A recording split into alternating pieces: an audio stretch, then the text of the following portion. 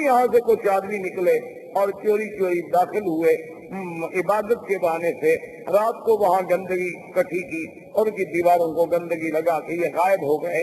صبح جب ابرہا کو اطلاع ملی کہ تمہارے کعبے کو بے حرمتی کی، اس نے کہا یہ کس نے کی ہوگی؟ اس نے کہا صاف بات ہے، صاف بات ہے، عرب قبائل کے علاوہ اور کون کر سکتا ہے، اور کسی کو ہمارے کعبے سے کیا دکھ ہے؟ تو تحقیق پر پتہ چلا کہ بھی ہاں یہ تو نسی والوں کا کام ہے، جو مکے کے کعبے کے مجاور ہے نا، قبیلہ بنو نسی، یہ انہی کا کام ہے۔ انہوں نے کیا تو انہوں نے کہا کہ ٹھیک ہے، حکم دیا فوجیوں کو کہ تیاری کرو، میں جا کے اس کعبے کو انہدام منہدم کرتا ہوں، جب تک وہ کعبہ رہے گا نا تو میرے کعبے کا جو ہے لوگ عزت نہیں کریں گے اور نہ یہاں کوئی حج کرے گا۔ اس کعبے کو توڑ دیتے ہیں تو عرصے کے بعد لوگ بھول جائیں گے کہ کہاں کعبہ تھا، کہاں کیا تھا، کیا حج تھا، کیا احکام تھے۔ تو یہ وہاں سے لشکر لے کے چلا، اور اسی کے لشکر میں ہاتھیوں کا لشکر تھا، اور ان میں جو سب سے بڑا ہاتھی تھا اس کا نام محمود، اس ہاتھی کا نام جو ہے محمود تھا، لوگ نام رکھتے، اور اس کا سائس جو تھا چلانے والا اس کا نام انیس۔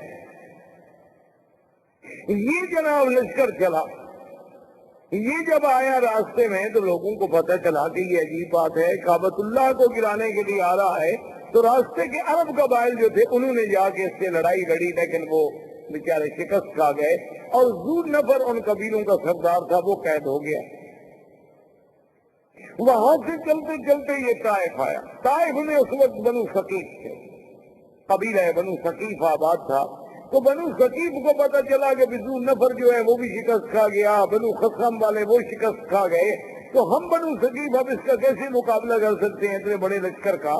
تو انہوں نے ابرہا کو پیغام بھیجا کہ دیکھو تم جا رہے ہو کعبۃ اللہ کو توڑنے کے لیے، ہم تمہارا راستہ نہیں روکتے، تم جانو مکہ جانے، کعبہ جانے، لیکن شرط یہ ہے کہ لا تؤذوننا، تم ہمیں ایذا نہیں پہنچاؤ۔ اس نے کہا بالکل، لیکن اس نے کہا کہ اپنی شرافت اور صداقت کی کوئی نشانی، کوئی دلیل تو دو نا کہ تم پکے ہو، ایسا تو نہیں کہ میں ادھر جاؤں اور تم پیچھے سے حملہ کر دو، کیونکہ بنو ثقیف بھی بڑی مشہور لڑاکی قوم تھی اور خاص طور پہ تیر انداز۔ تو انہوں نے ایک آدمی تھا جس کا نام تھا ابو رغال، ابو رغال جو تھا نا جی، وہ انہوں نے کہا کہ یہ آدمی ہم تمہیں دے رہے ہیں، یہ ایسا آدمی ہے کہ ایک تو طائف سے لے کر مکے تک تمہیں راستے بتائے گا، اس کا سڑکیں تھوڑی بڑی ہوئی، اور راستہ نہ جانے تو 2 دن کا راستہ 10 دن لگ جاتے۔ نے اپنے قبیلوں سے، اپنے دین والوں سے غداری کی اور ان سے وفا کی کہ ان کو مکے کا راستہ بتلایا، اور وہ چلتے چلتے مکے کے قریب پہنچا، اور اسی راستے میں ابو رغال جو ہے وہ مر گیا۔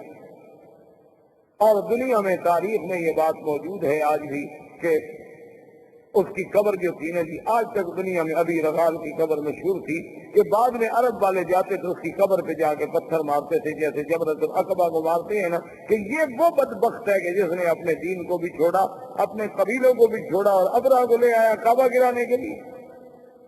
تو ابو رغال وہاں مر گیا۔ ابرہا کا لشکر جب کعبۃ اللہ کے قریب پہنچے، اس نے ڈیرا ڈال دیا اور حکم دے دیا کہ جو لوگ ملے، مال ملے، مویشی ملے، سب پکڑ لو، چونکہ روک ڈالنا تھا مکے والوں پر۔ تو ان مال مویشیوں میں 200 اونٹ جو ہے وہ عبد المطلب کے بھی پکڑے گئے۔ عبد المطلب جو ہے یہ حضور صلی اللہ علیہ وسلم کے دادا ہیں، اور عبد المطلب جو تھے کانا جسیمن وسیمن، یعنی بڑے خوبصورت، بڑے جمال والے، کیوں نہ ہوں آخر دادا ہے محمد رسول اللہ صلی اللہ علیہ وسلم۔ انہیں پتا چلا کہ جناب آپ کے 200 اونٹ پکڑ لیے ابرہا نے، تو وہاں پہنچے، اور انہیں پتا چلا کہ ذو نفر جو ہے ہمارے قبیلہ عرب کا قید میں ہے، تو ذو نفر کو ملے کہ بھئی تمہارا کوئی تعلق ہے؟ انہوں نے کہا میرا تعلق ہوتا تو میں قید ہوتا، البتہ میں یہ کر سکتا ہوں کہ جو ہاتھی چلانے والا انیس ہے سائس، اس زمانے میں ہاتھی کا جو سائس ہوتا تھا نا اس کو بڑا تقرب ہوتا تھا کہ وہ بادشاہ کے قریب بیٹھتا تھا، بادشاہ کا ہودج جو ہے سب سے بڑے ہاتھی سے ہوتا تھا، تو میں انیس کو کہہ دیتا ہوں، کیونکہ راستے میں چاہے میں قید میں رہا لیکن ہماری کچھ دوستی ہو گئی آپس میں۔ تو اس نے انیس کو سفارش کی۔ انیس نے ابرہا سے کہا کہ عبد المطلب سردار جو ہے مکے کا ملنے آیا ہے۔ اس نے کہا ٹھیک ہے۔ جب عبد المطلب داخل ہوئے تو کہتے ہیں ابرہا پہ اتنا روب پڑا، اتنا ان کا دبدبا اور جلال تھا کہ اس نے کہا کہ تخت پہ برابر بٹھاؤں تو پھر تو بات شاید نہ بنے، خود تک سے نیچے اتر آیا اور استقبال کیا اور خود بھی نیچے بیٹھ گیا اور عبد المطلب کو بھی اپنے برابر بٹھایا. اتنا رعب آ گیا اس کے دل پر کہ یہ کون ایسا خوبصورت جمال والا آدمی. اور پھر عبد المطلب جیسا فصیح آدمی, بولنے والا آدمی, اس نے کہا جی آپ حکم دیں, آپ کیسے آئے؟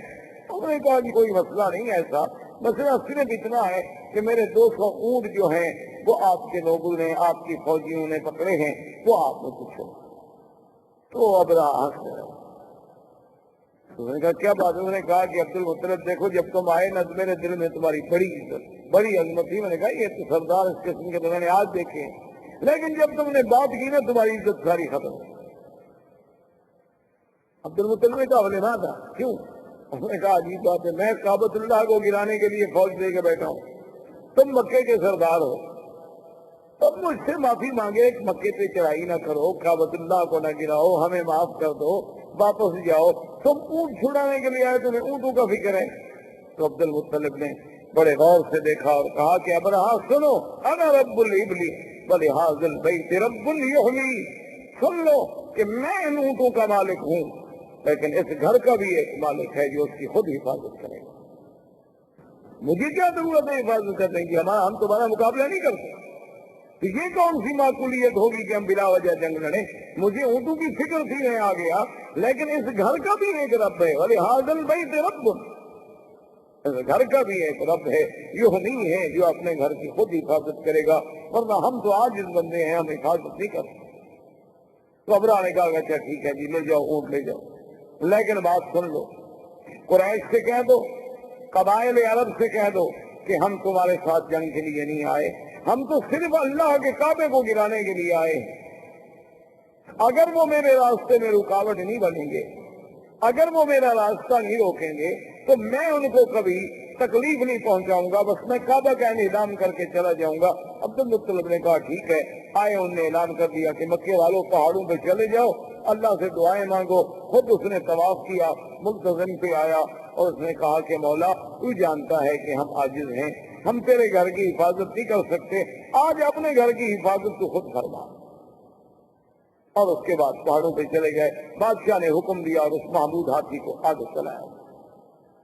وہ ابو نفر جو قید میں تھا, وہ تو قبیلہ عرب کا سردار تھا نا, اس نے جب دیکھا کہ ہاتھی لے کر یہ کعبۃ اللہ کی طرف گرانے کے لیے جا رہے ہیں, ہاتھوں بیچارہ قیدی, لیکن اس نے موقع پایا, موقع حاصل کر کے آیا اور محمود ہاتھی کے کان جو تھے نا, اس ایک کان سے چمٹ گیا, لٹک گیا اس کے کان سے, اور کہنے لگا ابرک یا محمود, ابرک یا محمود, امامک بیت اللہ, کہ اے ہاتھی بیٹھ جاؤ, مت بڑھو, آگے خدا کا گھر ہے, خدا کا گھر ہے. اس نے اتنی کہنا تھا کہ ہاتھی بیٹھ. اب ہاتھی جب بیٹھ گیا تو بادشاہ ابراہ نے حکم دیا سائس کو کہ ہاتھی کو چلاؤ, ہاتھی کو مارتا ہے, ہاتھی چلتا ہے. سائس نے کہا کہ چلو ہاتھی کا رخ موڑو یمن کی طرف. ہاتھی کا رخ جب یمن کی طرف موڑا گیا تو وہ جناب چل پڑا.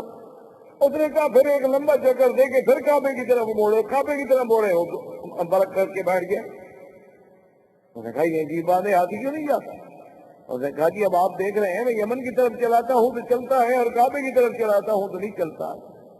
تو ابھی اسی اثنا میں تھے کہ اللہ تبارک و تعالیٰ کے حکم سے کعبۃ اللہ کی جانب سے آسمان پہ سیاہی پھیل گئی, اور چھوٹے چھوٹے پرندوں کا اتنے بڑے قول آئے کہ جیسے بادل ہوتا ہے, جس کو قرآن کہتے ہیں الم تر کیف فعل ربک باصحاب الفیل الم یجعل کیدہم فی تضلیل وَأَرْسَلَ عَلَيْهِمْ طَيْرًا أَبَابِيلَ تَرْمِيهِمْ بِحِجَارَةٍ مِّن سِجِّيلٍ فَجَعَلَهُمْ كَعَصْفٍ مَّأْكُولٍ.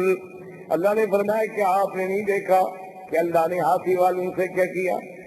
اللہ نے کیسے ان کی قید, ان کے مکر, ان کے چالاکی, ان کے دھوکے کو اللہ تبارک و تعالیٰ نے کیسے مٹا ڈالا, اور کیسے فرمایا کہ پرندے بھیجے, اور پرندے بھی چھوٹے سے, اور ہر پرندے کے پاس 3 چھوٹے چھوٹے پتھر کے دانے ہیں, یعنی ایک پنجے میں, ایک دوسرا پنجے میں, ایک پونچھ میں.